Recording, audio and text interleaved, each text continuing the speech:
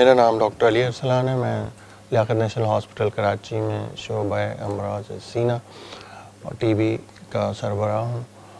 اور آج کی ہماری بات چیت کا موضوع ہے کھانسی.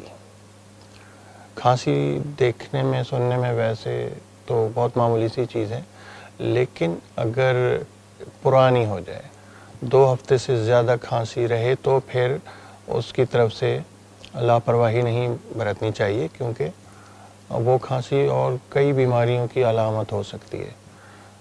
لہٰذا میرا مشورہ یہی ہوگا کہ اس کا چیک اپ اور کسی ماہر ڈاکٹر سے کروا لینا ضروری ہے.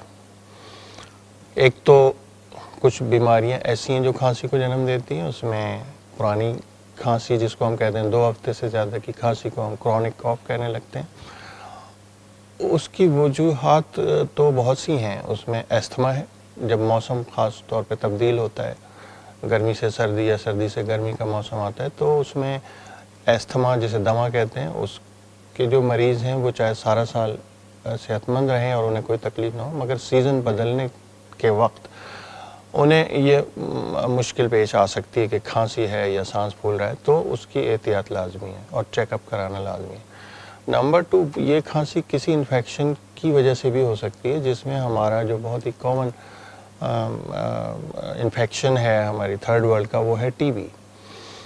3-4 ہفتے سے زیادہ کھانسی، خاص کر اگر بخار کے ساتھ ہے، وزن کم ہو رہا ہے، بھوک نہیں لگ رہی، تو پھر اس پہ توجہ دینے کی ضرورت ہے.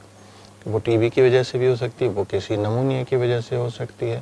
اور سب سے امپورٹنٹ چیزیں جو بہت سے لوگوں کو شاید ہمارے نہ معلوم ہو، کہ کچھ دوائیں ایسی ہیں جن کی وجہ سے کھانسی ہو سکتی ہے.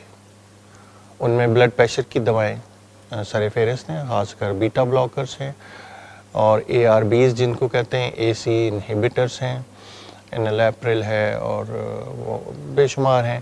لیکن یہ گروپ جو دواؤں کا ہے، جس میں بیٹا بلاکر ہیں، ACE انہیبیٹر، ARBs کہلاتی ہیں عام زبان میں، اس کے استعمال کی وجہ سے بھی کچھ لوگوں کو کھانسی ہو سکتی ہے. اور کسی بھی ڈاکٹر کو بتاتے ہوئے یہ ہسٹری اپنے دواؤں کے بارے میں بتانا بہت ضروری ہے، کیونکہ بہت سے لوگ نظر انداز کر دیتے ہیں کہ ہم تو سینہ دکھانے کے لیے آئے ہیں، تو بلڈ پریشر کا ذکر کرنے کی کیا ضرورت ہے. ایسا نہیں ہے. کھانسی اس کے علاوہ دل کی بیماریوں کی طرف بھی نشاندہی کر سکتی ہے، خاص کر اگر کھانسی رات کو زیادہ ہو رہی ہے یا لیٹنے میں ہو رہی ہے یا اس کے ساتھ سانس پھول رہا ہے، تو وہ دل کمزور ہونے کی بھی نشانی ہو سکتی ہے. اس کے علاوہ بہت ساری وجوہات ہیں جو میرے خیال میں ہم اس وقت عام کھانسی کی وجوہات کے اوپر ڈسکس کر رہے ہیں.